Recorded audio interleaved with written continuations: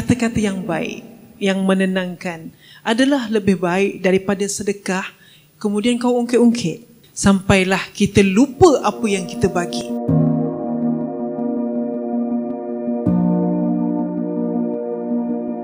Allah hadirkan Ramadan untuk kita. Rasulullah duduk dalam Ramadan, start daripada 2 Hijrah berpuasa sampai 9 Hijrah, and then Rasulullah wafat. Begitu juga sahabat-sahabat.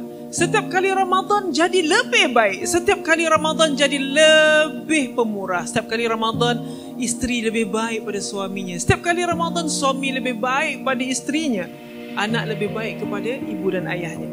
So, Ramadan ni sepatutnya Allah meletakkan amalan-amalan untuk kita bakar dosa. Allah letakkan puasa ni ada matlamat untuk kita, supaya kita dapat hati yang baru. Ustazah, saya terfikirlah kan, kalaulah bersedekah ini dapat memperkasakan ummah, tapi macam mana kalau ummah tu pun sendiri yang wajib pun, hak yang wajib pun tu tak buat, tak solat, zakat pun tak bagi. Nampaknya perlu kita ilmukan mereka. Kita diajar untuk berhusnuzan. Kalau benarlah dia nak menunjuk, mudah-mudahan Allah menerima amalan dia. Khalas. Kalaulah dia menunjuk pun, kalau Allah terima amalan dia, paling tak dia buat. Kita tak buat apa-apa. Elok dia daripada kita. Betul. Sebab sekurang-kurangnya dia bersedekah juga. Betul. Walaupun dia nak posting dekat social media, tapi yang penting amalkan, tanam amalan suka bersedekah tu dalam diri. Sebab itu setiap amalan, innama a'malu binniyati. Setiap amal perlu dengan niat. Setiap amal. Dan niat itulah yang akan sampai ke langit. Setiap amalan yang baik dikira sedekah. Hatta senyum pun sedekah. Sebab itu kalau boleh tabung yang derma tu, jangan tulis tabung sedekah. Tu yang kalau tabung sedekah, tabung yang berjalan, dia senyum je. Letak tabung infak. Sebab mengeluarkan duit, harta, itu kita panggil infak. Saya nak petik kata-kata daripada almarhum Tuan Guru Datuk Harundin yang berkatakan, jangan tunggu kaya baru nak bersedekah, tapi bersedekahlah sampai kita kaya. Jangan tunggu tua baru nak ke masjid, tapi ke masjid sampai ke tua. Bersedekahlah sampai kita lupa apa yang kita bagi. Kenapa kita ingat apa yang kita bagi? Sebab kita jarang buat. Sifat Allah ini Asmaul Husna. Allah ini Al-Mu'id.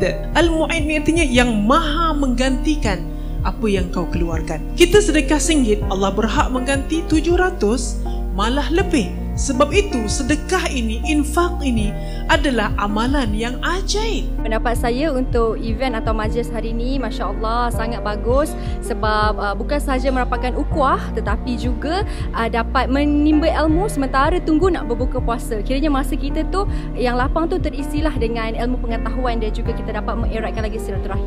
Majlis ilmu tu bukan hanya di masjid. Biasa masjid kadang-kadang orang yang sama je datang. Jadi bila kita buat tempat-tempat macam ni, di restoran, jadi nampak majlis ilmu tu boleh buat di mana-mana saja.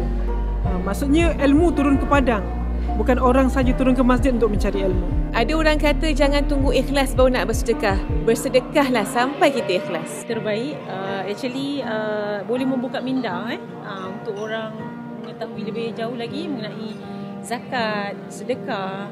Sometimes mungkin ada kekeliruan, dah berzakat tapi tak bersedekah, dah bersedekah tapi tak berzakat. Tapi sebenarnya berbeza, dua perkara yang berbeza. Alhamdulillah lah, benda-benda macam ni selalunya kita tak didedahkan. Kadang-kadang setengah-setengah ada masih lagi bukan ingkar, macam kata tak nak menghadiri majlis ilmu macam ni kan. Sebab majlis ilmu sekarang ni pada saya lah, sebenarnya kalau kita hadir pun dah adalah satu pahala juga kan. Jadi untuk zakat dan yang kita utarakan hari ini, bersedekah hari ini, memang alhamdulillah benda ni biar buka mata minda siapa-siapa yang mendengar. Event hari ini memang sangat Masya Allah, memberi kesedaran dan pendedahan tentang betapa pentingnya dan betapa istimewanya orang yang rajin bersedekah. Jadi banyak-banyakkanlah event yang macam ni, terutama majlis ilmu.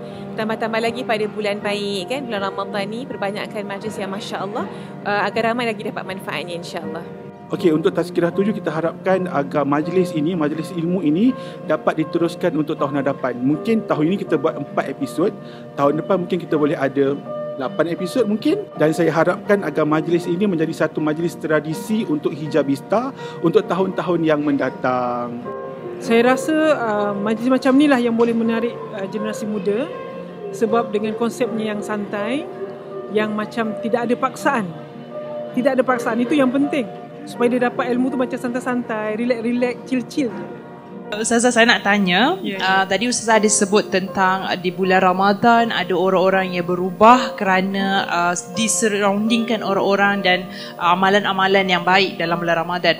Bagaimana pada awalnya kita berubah kerana Ramadan, tetapi di hujung-hujung Ramadan tu kita berubah semula menjadi diri kita yang sebaik yang sebelum ini? Ya Allah, janganlah kau pesongkan hati kami setelah kau bagi kami hidayat. Doa ini diajar oleh Allah sendiri, sebab Allah yang create kita.